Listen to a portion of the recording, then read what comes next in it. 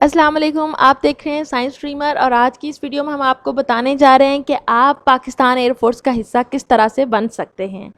FA, FSc, ICS और Icom के बाद आप पाकिस्तान एयरफोर्स को किस तरह से ज्वाइन कर सकते हैं, एलिजिबिलिटी क्राइटेरिया क्या है और सिलेक्शन प्रोसीजर की डिटेल्स क्या है, और प्लस प्रिपरेशन के लिए और इसमें कामयाबी हासिल करने के लिए बेहतरीन बुक्स कौन सी हैं और घर बैठे आप उन बुक्स को किस तरह से हासिल कर सकते हैं। तो ये सब कुछ जानने के लिए हमारे साथ रहें और वीडियो को एंड तक देखें।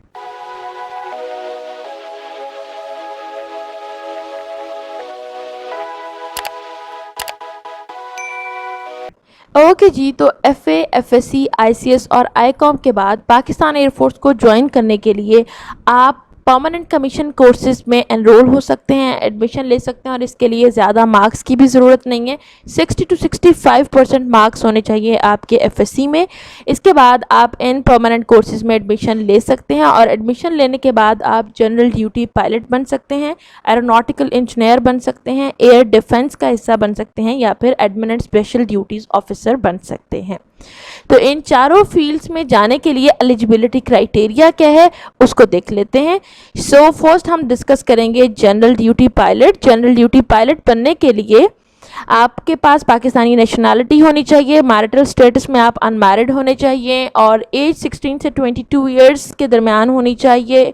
मेल और फीमेल दोनों इसमें अप्लाई कर सकते हैं और दोनों की हाइट 163 सेंटीमीटर्स होनी चाहिए। इसमें एडमिशन लेने के बाद आप 3 इयर्स कोर्स करेंगे एट पीएएफ अकेडमी रिसालपुर और उसके बाद आपको BS in aviation sciences and management की डिग्री मिलेगी फ्रॉम एयर यूनिवर्सिटी इस्लामाबाद से। और इसमें type of commission permanent commission और शॉर्ट सर्विस दोनों कमीशन इसमें है। मेल के लिए परमानेंट कमीशन है और फीमेल के लिए शॉर्ट सर्विस कमीशन है। एजुकेशनल क्वालिफिकेशन में आपके 60% मार्क्स होने चाहिए। FSc pre engineering, pre medical, computer sciences मतलब आईसीएस, या अगर आपने ए लेवल्स किया हुआ है विद फिजिक्स, मैथ और बायोलॉजी। उसके बाद सेकंड हमारे पास आ जाता है एरोनॉटिकल इंजीनियरिंग। सेम इसमें वही क्राइटेरिया है कि नेशनैलिटी पाकिस्तानी होनी चाहिए, अनमैरिड होने चाहिए, 16 से 22 इयर्स आपकी एज होनी चाहिए। मेल के लिए यहाँ पर हाइट है 163 सेंटीमीटर और फीमेल के लिए हाइट है 147 सेंटीमीटर। ट्रेनिंग में आपको 3 इयर्स का कोर्स करवाया जाएगा at College of Aeronautical Engineering leading to the award of BSc engineering from NUST. इसके बाद आपको बीएससी इंजीनियरिंग की डिग्री मिलेगी नस्ट से और यहाँ पर कमीशन है परमानेंट कमीशन। एजुकेशनल क्वालिफिकेशन को देख लेते हैं तो आपका मैट्रिक में फर्स्ट डिवीजन मतलब 60% मार्क्स होने चाहिए और एफएससी में 65% मार्क्स होने चाहिए। प्री एफएससी प्री इंजीनियरिंग हो with physics and chemistry and maths और उसके अलावा A level with physics, maths and chemistry, मतलब इसमें आईसीएस और एफएससी प्री मेडिकल वाले अप्लाई नहीं कर सकते। नेक्स्ट हमारे पास आ जाता है air defence. Same Pakistani nationality होनी चाहिए, मैरिटल स्टेटस अनमैरिड होना चाहिए, एज 16 से 22 इयर्स होनी चाहिए, हाइट 163 सेंटीमीटर होनी चाहिए। इसमें भी आपको 3 इयर्स का कोर्स करवाया जाएगा at PAF academy Risalpur leading to award of BS in aviation sciences and management. तो इसमें भी 3 साल के कोर्स के बाद आपको BS in aviation sciences and management की डिग्री मिलेगी। कमीशन ये भी परमानेंट कमीशन है। ओके, उसके बाद एजुकेशनल क्वालिफिकेशन को अगर हम देखें तो एफएससी में आपके 60% मार्क्स होने चाहिए। FSc should be in pre engineering, computer sciences या फिर आपका ए लेवल होना चाहिए विद फिजिक्स, मैथ और बायोलॉजी। मतलब ये कि इसमें एफएससी प्री मेडिकल वाले अप्लाई नहीं कर सकते, एफएससी प्री इंजीनियरिंग और आईसीएस वाले स्टूडेंट्स अप्लाई कर सकते हैं। नेक्स्ट हमारे पास आ जाता है admin and special duties. Same Pakistani nationality होनी चाहिए, marital status unmarried, age 16 to 22 years और हाइट होनी चाहिए 163 सेंटीमीटर। उसके अलावा यहाँ पर भी 3 इयर्स आपको ट्रेनिंग करवाई जाएगी एट पीएएफ अकेडमी रिसालपुर, जिसके बाद आपको BS in aviation sciences and management की डिग्री मिलेगी। कमीशन टाइप परमानेंट कमीशन है और एजुकेशनल क्वालिफिकेशन को हम देख लेते हैं तो आपके एफएससी में 60% मार्क्स होने चाहिए। अगर आपने एफएससी प्री इंजीनियरिंग की हुई है या प्री मेडिकल या फिर कंप्यूटर साइंसेज, मतलब इसमें FSc pre medical, pre engineering और आईसीएस तीनों तरह के स्टूडेंट्स अप्लाई कर सकते हैं। उसके अलावा अगर आपने ए लेवल्स किया हुआ है विद फिजिक्स, मैथ और बायोलॉजी तो भी आप अप्लाई कर सकते हैं। लास्ट आ जाती है हमारे पास लॉजिस्टिक्स, जिसमें पाकिस्तानी नेशनैलिटी होनी चाहिए, मैरिटल स्टेटस अनमैरिड और age 16 to 22 years, height same 163 centimetre. इसमें भी आपको BS in aviation sciences and management from Air University Islamabad से डिग्री मिलेगी। Type of commission permanent commission है। क्वालिफिकेशन देख लेते हैं, तो मैट्रिक में आपकी फर्स्ट डिवीजन होना चाहिए और FSC में भी आपकी फर्स्ट डिवीजन मतलब कि 60% मार्क्स होने चाहिए।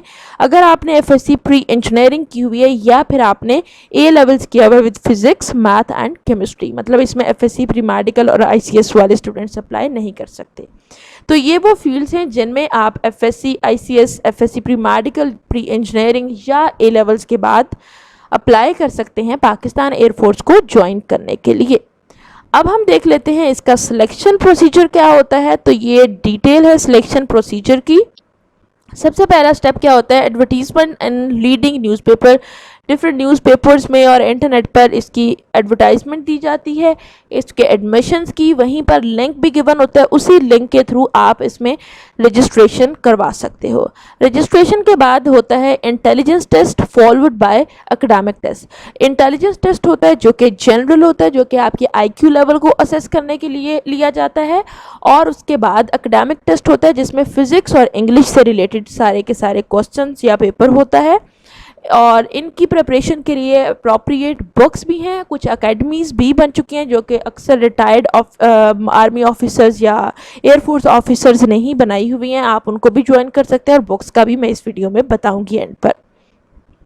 ओके, सो इंटेलिजेंस और एकेडमिक टेस्ट में जो लोग क्वालिफाई कर जाते हैं उसके बाद उनका प्रीलिमिनरी मेडिकल एग्जामिनेशन होती है एट PFINS सेंटर्स, और उसके बाद जब प्रीलिमिनरी मेडिकल एग्जामिनेशन को भी वो क्वालिफाई कर जाते हैं तो उसके बाद एक डिटेल फॉर्म उन्होंने फिलअप करना होता है, filling up of application forms which are dispatch to GHQ। GHQ headquarters होते हैं for security of their previous candidates. तो इसमें आपने कंप्लीट डिटेल्ड एप्लीकेशन फॉर्म, जिसमें आपने अपनी कंप्लीट पर्सनल इन्फॉर्मेशन और अपनी एकेडमिक इन्फॉर्मेशन देनी होती है, वो आप फिलअप करके हेडक्वार्टर्स को भेज देते हैं।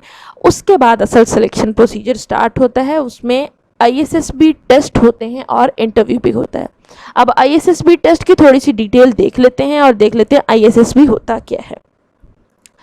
अच्छा जी, तो ISSB हमारे पास है इंटर सर्विस सिलेक्शन बोर्ड। इसमें 5 डेज़ का पूरा प्रोसीजर होता है जिसमें टेस्टिंग होती है। 4 कैटेगरीज के टेस्ट होते हैं।